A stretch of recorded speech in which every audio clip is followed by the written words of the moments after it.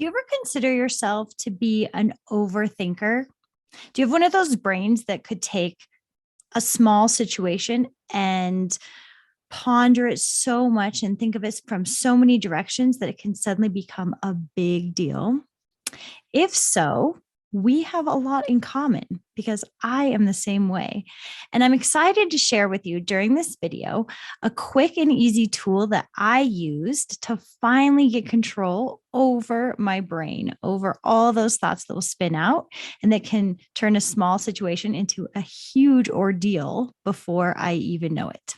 I'm Ashley Jangro. I'm a mental wellness coach that helps moms build up their toolbox so that they can fix whatever it is their kids struggle with, whether it's anxiety, feelings of depression, concerns about the future, goal setting, whatever it is. I work with moms to build up their strength, learn the strategies, and get the support that they need so that they can raise mentally strong kids. So I definitely have one of those brains that can go crazy with thoughts, that spins out, that can make a huge ordeal out of something really small. And I use a tool. I just actually call it my list of questions that I ask myself when I'm realizing thoughts are starting to take over and make me feel terrible. Whenever I notice that I'm starting to feel terrible, I stop and I run through my quick little list of questions. So those questions are, I'm trying to think if they're in any particular order, maybe not, but those questions are: so what? What am I making it mean? Is it even true? Who do I become? How do I show up when I'm believing that it's true? Do I like who I become when I'm believing it's true? Based on those answers, is there any good reason to keep the thought? I'm looking at my list of questions that I keep nearby. And are there any other possible truths that could explain the situation? So this is whenever a situation comes up that, again, is making me feel uncomfortable, whether it's angry or anxious or nervous, worried, any of those questions or any of those emotions that I would consider feeling closed off, feeling negative, I start to ask myself this question. The most important thing that I have to do first is just take a moment to stop and become aware of what thoughts are going on in my brain. What sentences are running through my mind? What stories am I telling myself about the situation or about another person or about my past, whatever it is? What stories are existing? So when I take a moment and I realize, oh, okay, there's the thought that's bothering me. There's the story that feels uncomfortable. Then I start with, so what? And I don't mean so what like negative, like, so what? I think of so what as, so what does that mean for my life, for what's happening next? I'm going to give a couple different examples. I'm going to give an example first of how I run through these questions with myself, how I might run through them in relation to my kids, and then how I teach my kids to use these. These questions are so cool and so powerful because they apply to any aspect of life.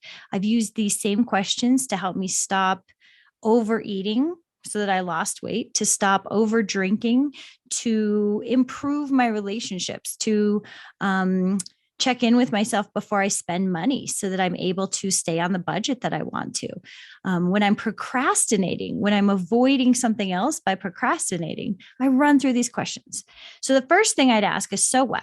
So the instance might be one example I've used before is when I was trying to get my kids to fold their laundry, and they had promised me they'd have their laundry folded by Wednesday. And I walked in their room Thursday morning and their laundry still was not folded. So I felt really uncomfortable because, again, my brain created this whole big story out of it.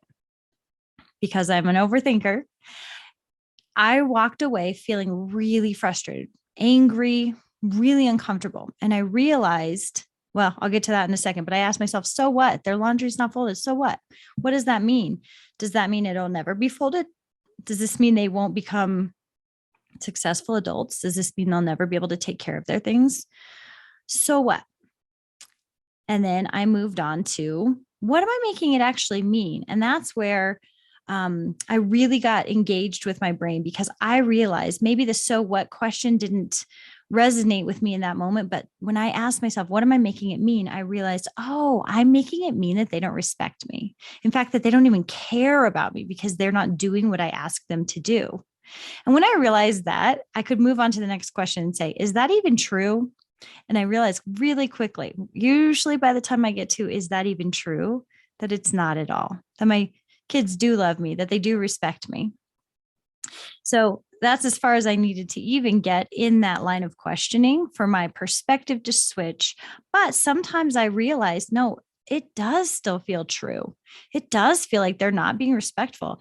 And all of a sudden, when I realize that feels true, my brain can find all kinds of other pieces of evidence that prove that that thought's true. Then I ask myself, okay, so it's true. It feels true right now. Who do I become? How do I show up when I'm believing that it's true? And I don't just even mean how do I show up as a parent? I mean, how do I show up as a coach with my clients? How do I show up in my marriage? How do I show up as a daughter myself? How do I show up when I'm going to the grocery store, when I'm like believing inside that my teens don't respect me or that they don't love me? Who do I become? As a parent, I become angry and irritable, and I become frustrated, and I withhold my openness and my warmth because I'm like trying to protect my emotions. And then I ask myself, do I like who I become? Do I like how I show up when I'm believing that that story that my brain is offering me, that they don't love or respect me? And I realize I don't like it at all. None of these questions mean that I can just instantly stop believing that. But what I'm doing is I'm introducing to my brain all these different factors of reasons I don't want that thought. So that's the next question I ask myself. Is there any good reason? Is there any stress-free reason to keep that thought? And when I realize, first of all, it might not even be true. And second of all, I don't like who I'm becoming when I believe it, then it allows my brain to begin detaching from that thought.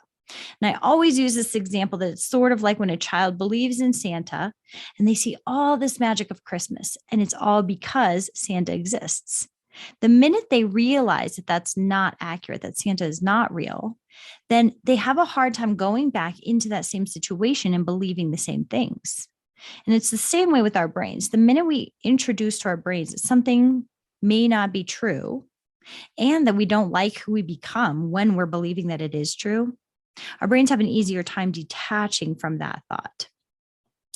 So the final question I ask myself, is there any other possible truths, any other possible explanation that could be as true as the one I'm picking? So again, it doesn't mean I can just drop a thought, just get rid of it, but I'm introducing that idea that there might be another explanation. And what it does is allows, as I introduce that other explanation to my brain, again, allows it to detach, but it makes me feel differently inside as well. And that allows me to show up to become somebody different in the situation. So just in that example with the laundry, I realized, okay, are there any other possible truths or possible explanations that could be equally as true? They don't respect me over here, but over here we have, maybe they forgot, maybe they're busy, maybe they have a lot on their plates. All of those explanations are equally as true as the one I picked, but they feel a lot better. They allow me to be somebody different in the situation. They allow me to come from a rational place. And then I can begin to consider my expectations and consequences. I can have a different conversation with my teens because I'm not coming from a worked up emotional space. I can come into a discussion from a more rational place. And then we can begin to look at, maybe if I realize they're very busy, we can begin to look at limits, and we can begin to look at consequences for not having laundry done. But when I'm believing they don't respect me, they don't love me, I can't have that conversation because I'm defensive, I'm hurting, I'm having all these emotions, and I come from that place. So just as a quick instance, I can talk about this if I'm feeling really nervous about a situation, if I'm going into a situation where I have to perform or where I have to speak in front of people, and I can ask myself, okay, I'm not feeling comfortable. Why? What's the thought that's there? I'm going to embarrass myself. And then I say, so what? So what if I'm embarrassed? I know how to manage emotions. I know how to process a feeling, which I talk about in a lot of other videos, how to process a feeling. So what if I feel embarrassed? So what if I embarrass myself, walk away, feel shame, feel embarrassment, feel regret? I know how to manage those. I know how to handle that. So what? And then I realize, yeah, this isn't that scary. I can go do that. I might continue, even though I feel more comfortable after asking, so what am I continue and say, what am I making it mean if I embarrass myself? Well, I'm making it mean that people won't like me as much. And then I can ask myself, is that even true? Probably not. Maybe I'll be more relatable. Maybe somebody will really connect with me because I embarrass myself. There's so many different explanations than people won't like me that are just as equally as true as people won't like me. So that's kind of how I run through those questions. That's my tool for anytime I'm noticing that I'm feeling really uncomfortable. I identify what thought is driving it, what story am I telling myself, and then run through those questions. I teach the same thing to my kids. So I did an interview recently on an Ask Ashley Live. You can find it on my YouTube channel, ashley.tube, where I interviewed my daughter about how she manages her anxiety. And she kind of runs through these same questions. So she'll ask herself, she was talking about before she goes out to perform for cheerleading, and she'll ask herself, so what? So what if I mess up? What am I making it mean if I do? I also do this with my younger one, who is 11. She has somebody that she really struggles to get along with. And we run through these same questions. So as she tells me, yeah, they really hurt my feelings, then we'll kind of go through and I help her process her emotion first, because I would never just want to explain away any of her emotions. So we sit there and I ask her, where do you feel that? What does it feel like? What does it look like? And then after she's processed her emotions, we can begin to investigate the story in her head. So she'll tell me, we got in an argument and this person just got up and walked away. And I'll ask her, okay, so what? What does that mean? And she's like, well, that they don't care about me. And I'll say, oh, that's interesting that's what that your brain's making it mean, that they don't care about you. I think that's really interesting that that's where your brain went. And I always talk about with my own self and with my kids as if our brain is something separate from us. Like there's me and then there's my brain offering me all these thoughts. Sometimes they're super helpful thoughts that serve me in life, that get me where I want to be. And sometimes they're really unhelpful thoughts. But regardless if they're helpful or not, my brain tells me them as if they're fact. So it doesn't say, hey, here's one possible opinion about why this person walked away. It's like, nope, this is truth. This is fact. So I have to, because I'm separate from my brain somehow, I have to be the one that's like, wait, hold on. Because my brain is this really powerful machine that I'm very appreciative of, but it's also like a toddler sometimes. It gets out of control, will spin out with thoughts. And thankfully, I've had a lot of experience with managing toddlers. So I manage my brain in the same one. I'm like, hold on. Is that even true? So I go through those. So what? What am I making it mean? Is it even true? So I'd ask my daughter the same thing. Is that even true? That's interesting that your brain's making it mean that that person doesn't care about you. Do you think that's true? And usually there, she's like, no. I know that this person cares about me, but it sure feels like in the moment that it's true. I'm like, yeah, so what happens when you're believing that story? Like your brain's telling you the story that this person doesn't care about you. How do you act when you're thinking about that? When you're believing that story from your brain? And she'll tell me, she's like, I'm not very nice when that happens. And, I kind of like stomp off too. I'm like, wow, that's super interesting. Do you like how you act when you're believing that story from your brain? She's like, no, not at all. And I'm like, yeah, I wouldn't either. I totally do the same thing, but I wouldn't like it either. So knowing that, do you feel like there's any good reason to continue believing when that person walks off that they don't care about you? And she's like, no, there's no good reason.